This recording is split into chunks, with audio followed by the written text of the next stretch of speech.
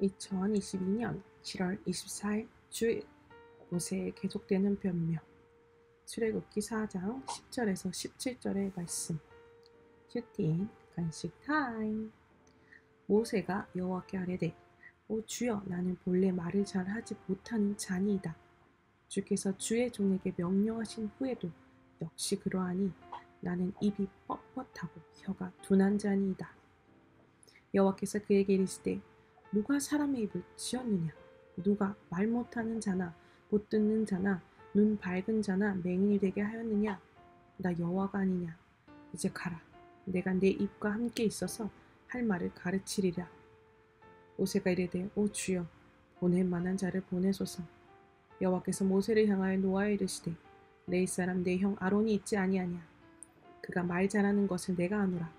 그가 너를 만나러 나오리니 그가 너를 볼 때에 그의 마음에 기쁨이 있을 것이라. 너는 그에게 말하고 그의 입에 할 말을 주라. 내가 내 입과 그의 입에 함께 있어서 너희들이 행할 일을 가르치리라. 그가 너를 대신하여 백성에게 말할 것이니 그는 내 입을 대신할 것이요 너는 그에게 하나님 같이 되리라. 너는 이 지팡이를 손에 잡고 이것으로 이적을 행할지니라. 아멘. 본문 해설입니다. 말씀에 순종하여 표적의 표징을 받은 모세가 이번에는 나는 본래 말을 잘하지 못하는 자니이다 라고 합니다. 성경은 모세가 애굽 사람의 모든 지혜를 배워 그의 말하는 것과 하는 일들이 능하더라고 하는데 모세 자신의 입이 뻣뻣하고 혀가 둔한 자라며 변명합니다. 그런 하나님의 은사와 부르심에는 후회하심이 없습니다. 모세는 이스라엘 백성과 바로에게 보일 표적을 하나님께 받았으면서도 자신이 부족하다고 생각하기에 사명을 부담스럽게 여긴 것입니다. 그러나 구원의 사명은 내 능력보다 하나님의 부르심이 먼저입니다. 하나님의 부르심에도 입이 뻣뻣하고 혀가 둔해서라고 변명하며 가족과 이웃을 위한 구원의 일을 회피한 적은 없습니까? 하나님은 모세의 변명에 누가 사람의 입을 지었느냐? 나 여호와가 아니냐고 하시면서 이제 가라. 내가 내 입과 함께 있어서 할 말을 가르치리라고 하십니다. 우리는 전도할 때 언변이 유창하고 세상에서 보기 좋은 열매가 있어야 설득이 잘 될 것이라고 생각합니다. 그러나 주께 부르심을 받은 자는 주님이 자신에게 보여주신 구원의 표적과 그날그날 알려주시는 말씀을 자기가 속한 곳에서 전하기만 하면 됩니다. 왜냐하면 여호와 하나님이 구원을 위해 친히 일하시며 창조주 하나님이 가장 알맞은 사명의 자리로 나를 인도해 주시기 때문입니다. 나의 가정과 학교, 일터가 하나님이 인도해 주신 사명의 자리임을 믿습니까? 그곳에서 내가 감당해야 할 역할은 무엇입니까? 하나님의 설득에도 모세는 이제 이렇다 할 별다른 변명도 없이 보낼 만한 자를 보내소서라며 사명을 회피합니다. 모세의 이런 태도에도 결국 하나님이 화를 내십니다. 표적의 표징을 보이고 공색한 변명에도 답을 해주셨는데 사명을 다른 사람에게 미루는 태도에는 노하신 것입니다. 그런데도 하나님은 모세의 형 아론을 대언자로까지 세우시면서 모세를 설득하십니다. 아론은 언변이 능한 자였습니다. 하나님은 모세와 아론이 입에 함께 있어 그들이 행할 일을 가르치겠다고 하시며 사명의 자리로 모세를 인도하십니다. 사명을 계속 회피하는 나에게 하나님이 노하신 사건은 무엇입니까? 그런 나를 하나님이 어떻게 설득하셨습니까? 기도하기입니다. 주께서 주신 사명을 회피한 채 가족과 이웃에게 복음을 전하지 못하는 저의 연약함과 완악함을 긍휼히 여겨 주옵소서. 스스로 부족하다며 더 이상 변명하지 않고 주님의 부르심에 순종하기를 원합니다.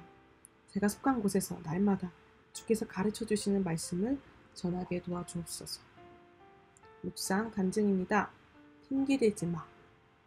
몇 달 전 오래 살던 아파트를 팔고 이사를 준비하면서 저희는 하루에도 몇 번씩 마음이 요동하여 힘든 시간을 보냈습니다.